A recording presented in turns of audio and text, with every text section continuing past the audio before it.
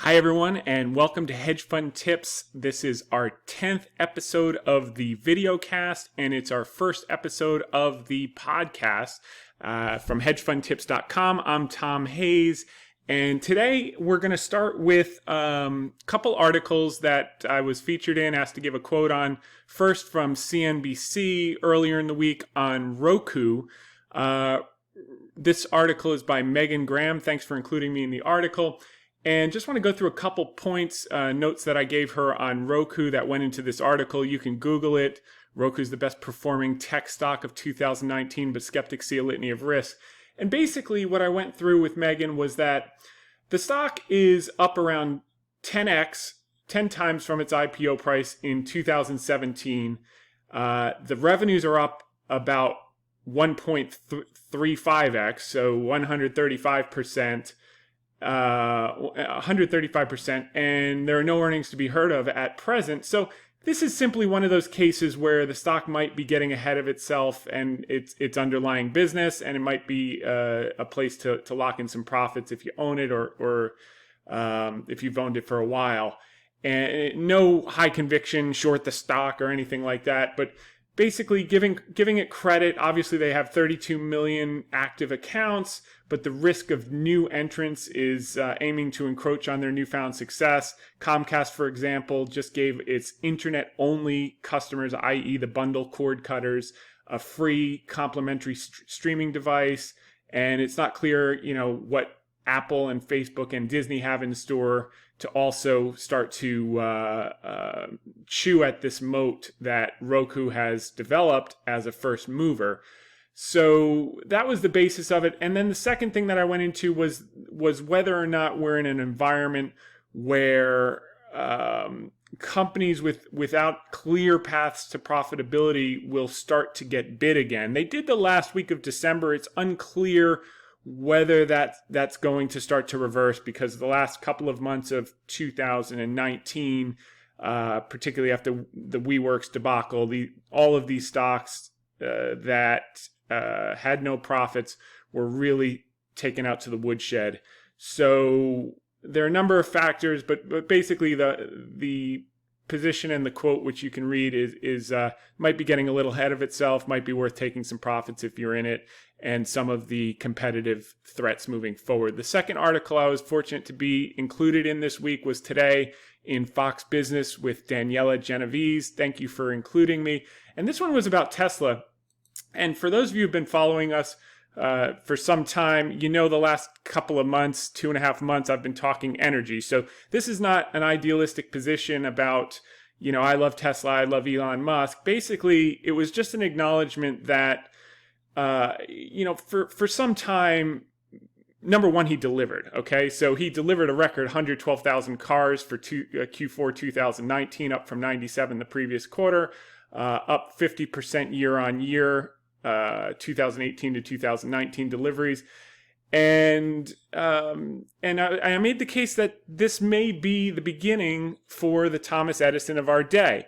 And it's not totally related to stock price, because the stock has now moved 150% in the last 6 months. So the thing that has constantly perplexed me is why many people want to bet against this guy who, in my view, is the Thomas Edison of today. He's innovative, he's forward-thinking, he has a track record of success, and I understand the historic financials, I understand the leverage, I understand what was really perceived and close to being material financial risk in past years. But of all of the people and the ideas that you could bet against with serious conviction, there's got to be better places to want to short. I mean, I think if Elon Musk wins, I think I think everyone wins, because he brings an innovation and new ideas to many different aspects of society, etc. Now, this is coming from a guy who has a very aggressive position in oil and gas. So again, this is not idealistic. It's a recognition of a guy who is an innovator, who's successful. I believe is the Thomas Edison of our day. But it wasn't endorsement go long here after 150% move up. It's saying that the best for the business with the new Shanghai facility, which will have a capacity run rate of about 3,000 cars per week, they've got a real high ramp. And in major cities in China, they've really got a smog problem like California had in the 70s.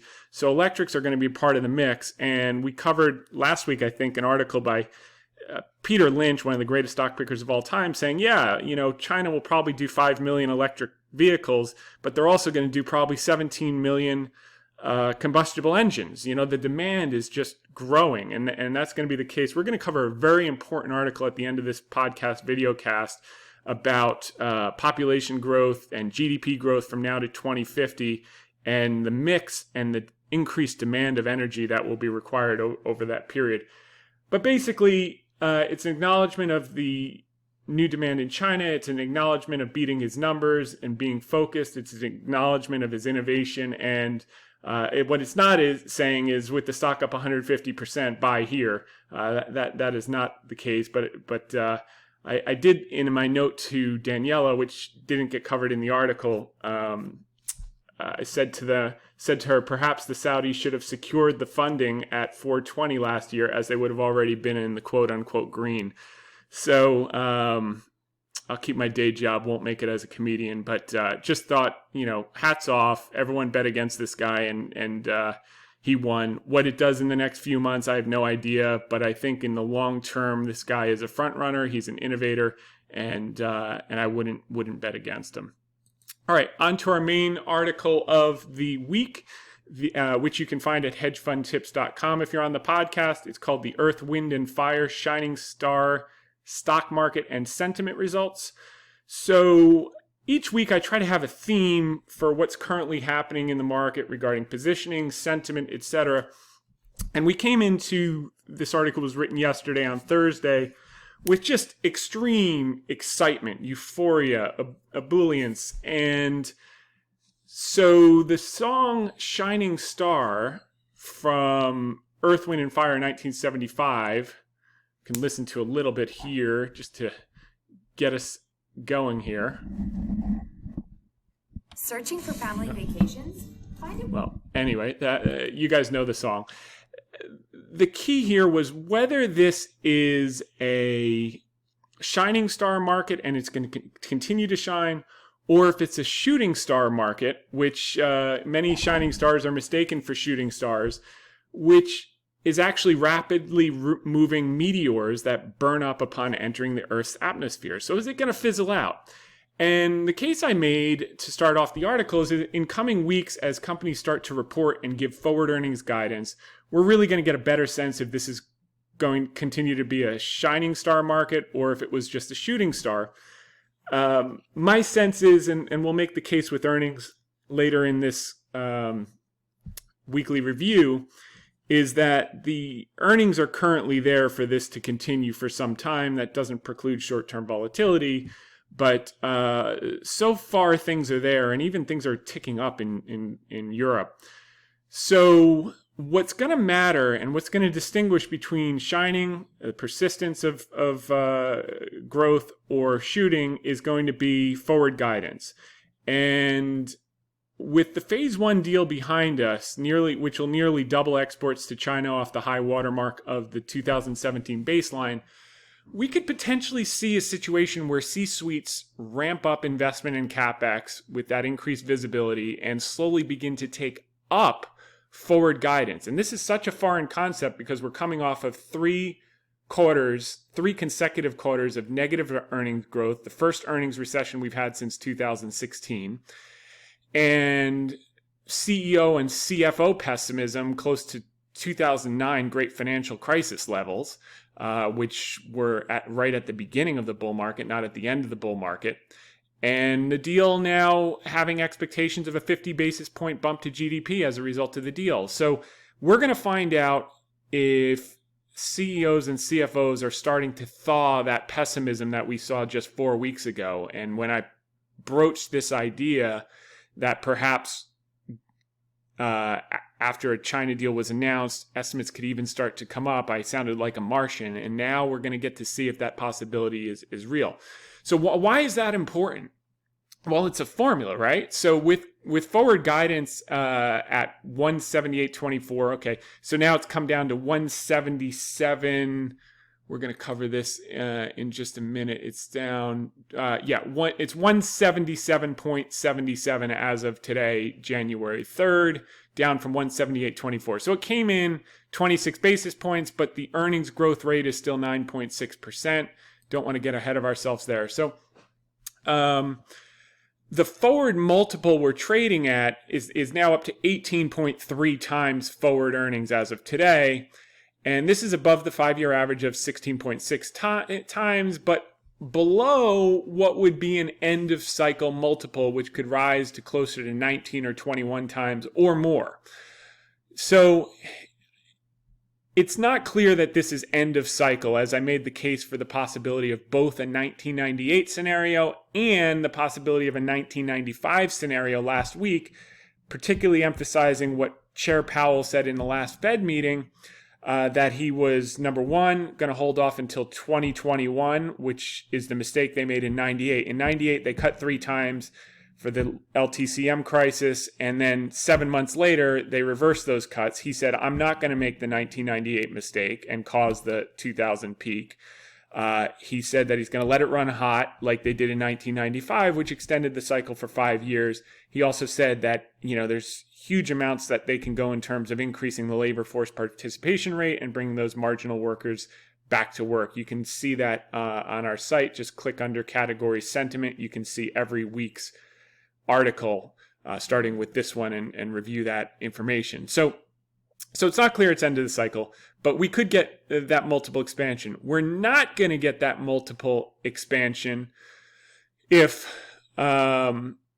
in the absence of decent guidance coming out of earnings season in the coming weeks and months. So if earnings tick up a bit, we could keep our reasonable multiple given the low discount rate. So, 18 times is not unreasonable. We've just lowered the discount rate by 75 bips in the last few months. Or if earnings stays flat and we get a multiple expansion up to 20 times, if it's end of cycle hypothetically, that could get us to 35.64 on the S&P in 2020. But you're not going to get that unless we get decent guidance. So that's what we have to be watching in the next few weeks to couple months here during earnings season. And if we stay in the ballpark or potentially increase to this newfound visibility from the trade relations, that could even be conservative. So now we talked about sectors, and I laid out a chart in the article of the S&P sectors: consumer discretionary, staples, energy, financials, healthcare, industrials, information technology, materials, communication services, utilities, and real estate. And the earnings per share for estimated 2020, 2019, and then all the years back to 2013. So you can see how prices responded to earnings of operating earnings of each of these sectors over the years. And I found two things really stuck out for me. Number one was Howard Silverblatt. Again, this data is from S&P Global. They do a great job over there, so credit there. What stands out to me is that he has negative earnings growth for operating earnings growth for financials, utilities, and real estate in 2020. I'm skeptical on financials. We'll see how that plays out. The remaining sectors are positive, though. So the other thing that I pointed out was the notable divergences in several sectors. So, for instance, since 2016, the operating earnings of the S&P 500 are up 65% through 2020 estimates. However, the price of the S&P 500 over that period is only up 42.6% from the price peak in 16 to the most recent price peak, I think in the last week. The second thing so prices underperformed earnings power. Secondly, operating earnings for the energy sector, which we've been talking about for 2.5 months, which, by the way, the E&P sector is up 21%, give or just about, in the last 4 weeks. So it's just had a monster move, may take a little rest and before it moves again. But then again, may not. We're going to talk about the rig count and some other things at the end of this weekly review. So the operating earnings for the energy sector will nearly double in 2020 relative to 2017.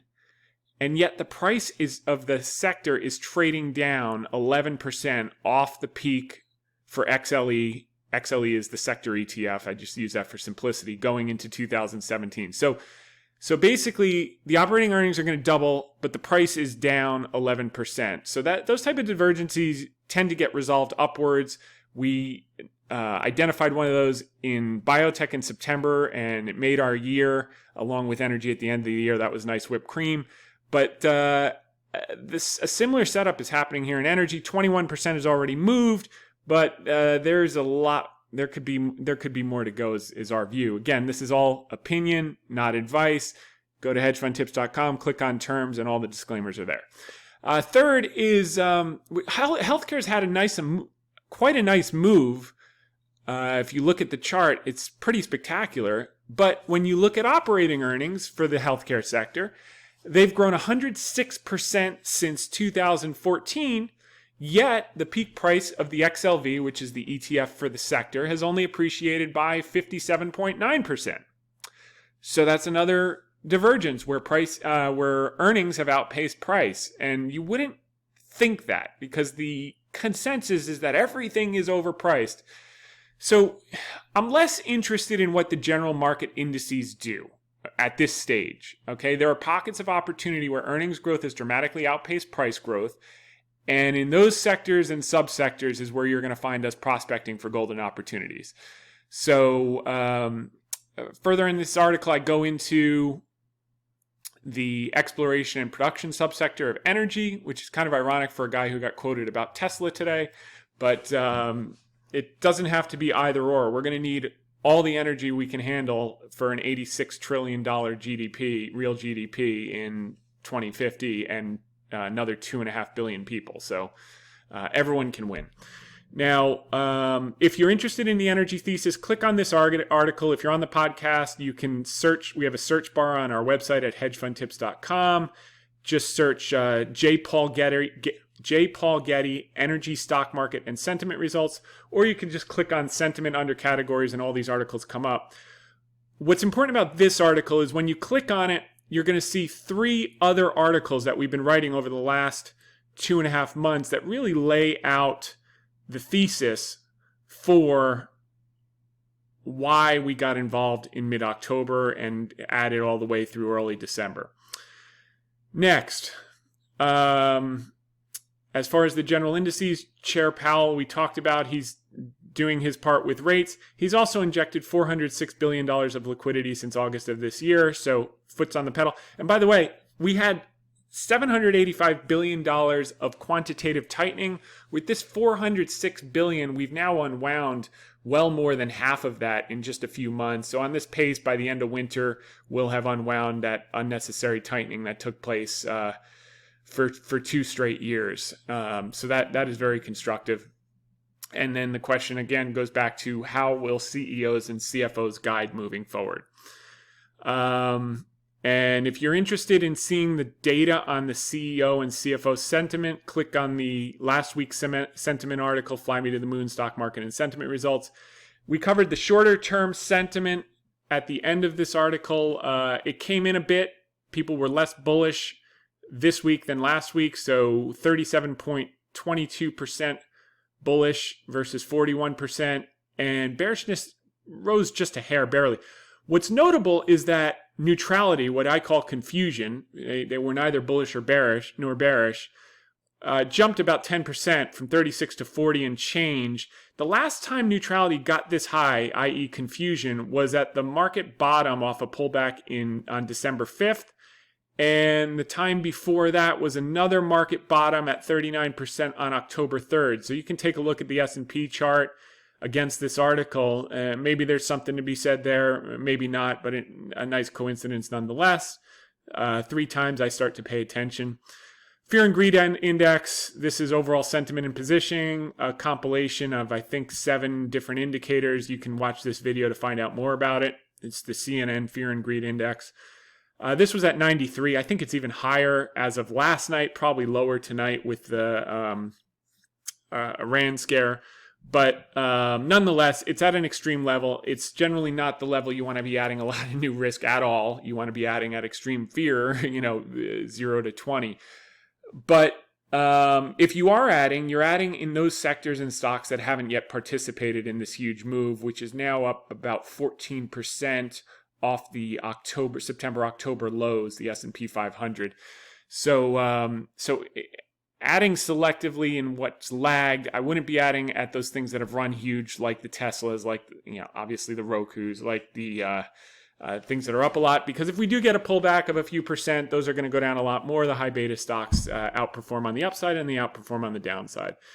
Active investment managers, a key point we laid out here was that their equity exposure did jump up to 100%. It's down a little bit since yesterday, but when you come out of such a deep trough like you did in 2016, the last earnings recession, and 2018, this level of positioning can stay pinned for some time. So even though we're at elevated levels, look what happened from 16 to 17 when we had a 37% rally after 3 quarters of negative earnings growth. From here to here, the S&P rallied 37 Q4 of 16 to Q1 of 18 for those of you listening on the podcast.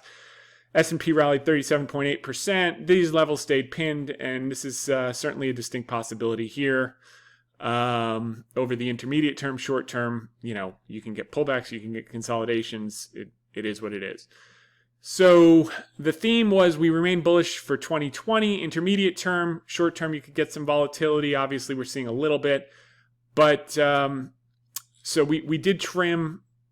In previous notes, we talked about trimming the names that had run and reallocating to those sectors and stocks that were just starting to participate. So that's that. Again, if you want to review this note and past notes on the hedgefundtips.com site, click on sentiment right here, and they're all there. Next thing we want to cover is earnings. So what's changed this week's 2020 earnings estimates? At US down modestly, Europe up.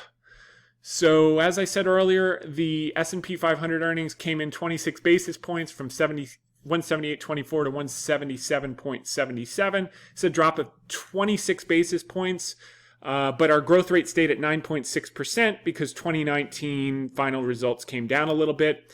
Q4 2019 estimates have dropped 10 bips from negative 1.5 last week to negative 1.4 this week, which implies a positive earnings quarter because the average recovery is 3.6% a quarter, implies a 2.1% positive year-on-year earnings growth, which will be the first positive quarter after having 3 negative quarters of year-on-year earnings growth. The last time we had 3 negative quarters was 2016. And from Q4 2016 to Q1 2018, the S&P rallied 37.8%.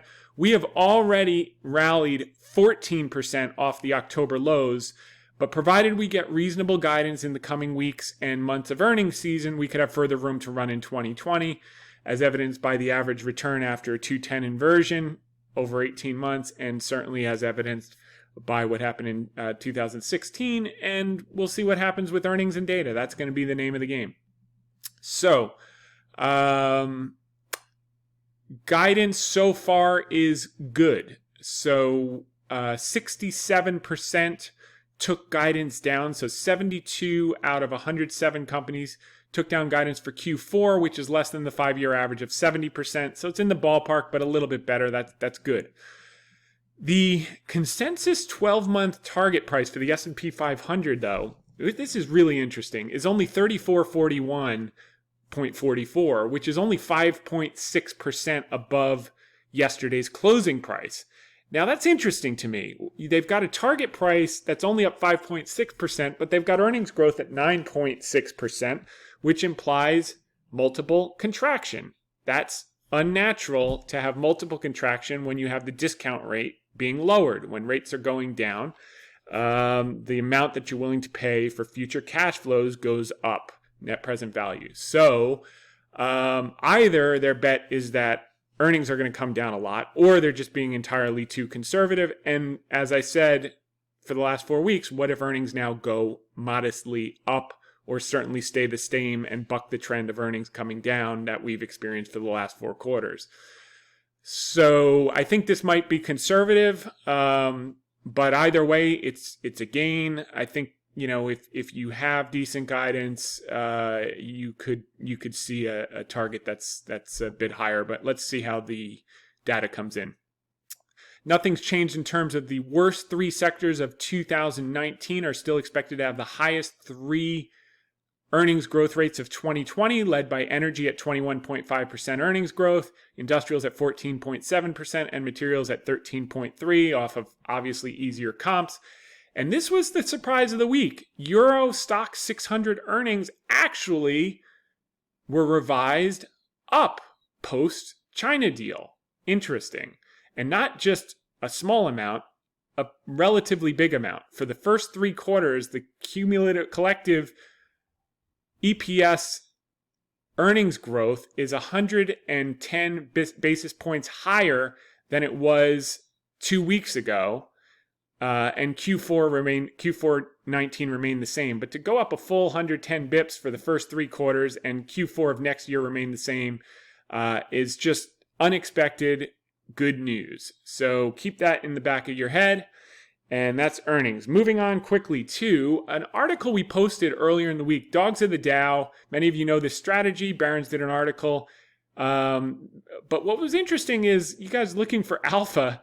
It's modest alpha, but in the last 10 years, the Dogs of the Dow earned almost 15% a year on average, which was better than 13.4% per year for the Dow and 13.5% for the S&P 500 over the same period. So basically it just says you buy the 10 highest yielding stocks at the end of the year. Basically the worst become first. And this year's 10 that they're talking about are obviously materials and energy that we just talked about, industrials, materials, and energy. So Dow, DOW, Exxon, XOM, IBM, Chevron, CVX, Pfizer, PFE, 3M, Triple M, Walgreens, WBA, Cisco, CSCO, Coca-Cola, KO, and Caterpillar, CAT. So no one can tell you what's going to happen, if it's going to continue to work. It didn't work 3 out of the 10 years, but over the long term, it has worked. It's just an easy thing to keep in mind. You can check out that article on our site. Just go into the search bar or go to barrons.com. Dogs of the Dow, stock picking strategy was a winner for the decade, and put that in the search bar. Next, moving on, last few things. We cover sector earnings.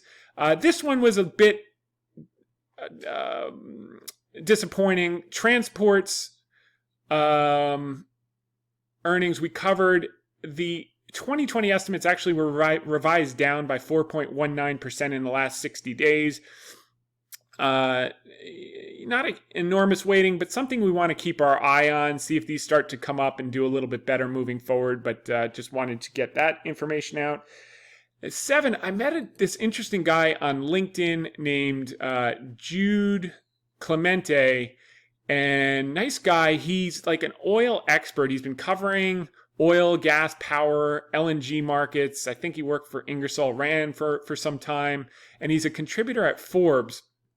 And he did this whole article on how the Paris Climate Accord is deemed a failure because the developing nations, and it's not a failure because it's like, oil people, we're better. It's a failure because his article is, his argument is actually a humanitarian argument that 6 in every 7 humans today live in developing nations. And over 3 billion humans still use biomass for home heating and cooking. And that creates indoor pollution that kills over 4 million people a year. So he's basically saying that, places like India, which has almost 15 million homes without access to electricity, 70% of its population still depend on biomass. And he talks about 70% of their energy coming from coal. What it inevitably means is that the world will be using more energy, as he puts it, much more energy in the decades ahead. And that's going to have to be as many renewables as humanly possible. And it's going to be a lot of fossil fuel if we want to bring people up out of poverty. If we want, so it's going to be a balance. I think over time, we're going to use a huge amount of renewables, but the aggregate amount of fossil fuels is still going to increase because we're going to add 2.5 billion people, which is basically 125 New York City's worth of population. We're going to get up to 10.3 billion people by 2050, and real GDP, global GDP, is going to double to 85 trillion over that period. And that's the push and pull. We need the renewables, but we're also going to need the fossil fuels. And there are many people, certainly in like the last 6 months, there's been this thing like we can't use fossil fuels. Well, then there's going to be a ton of poverty if we don't continue to use fossil fuels. So there'll be creative ways with carbon capture and all different types of things. And he goes on to discuss this and fertility rates in Africa, because they need children in those nations to do the routine chores. And one of those chores is collecting biomass for fuel so they can stay warm. It's really interesting. So he also talks about 15,000 children under the age of 5 die from preventable causes, from abject poverty, from not having proper and modern energy. So there's going to be continued demand from both sides of the spectrum, renewables and fossil fuels. And I've never heard it phrased in such a constructive way. It's not either your renewable or your fossil fuel. It's like, do we want to bring all these people out of poverty and have them contribute and increase their standard of living?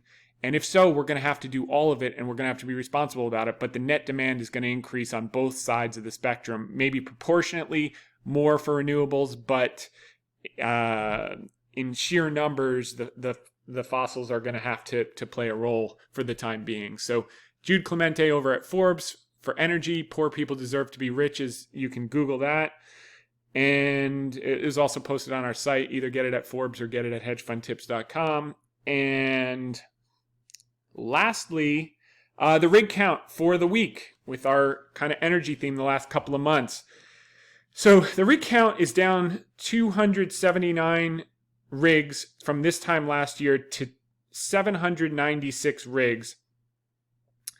And what's more interesting was a stat that I read. So the rig count came down 7 this week, 279 from 12 months ago, but 58% from the peak in October 2014.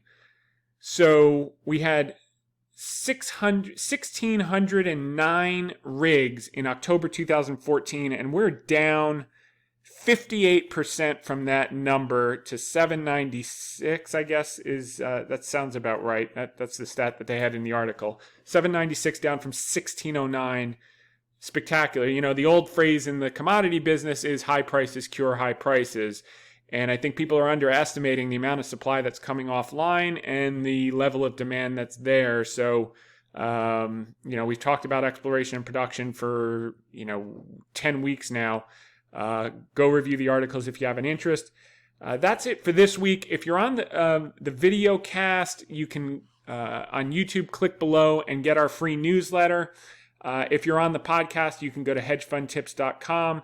Thanks for tuning in this week. We'll be back next week. And in the meantime, have a great one and Happy New Year to everybody.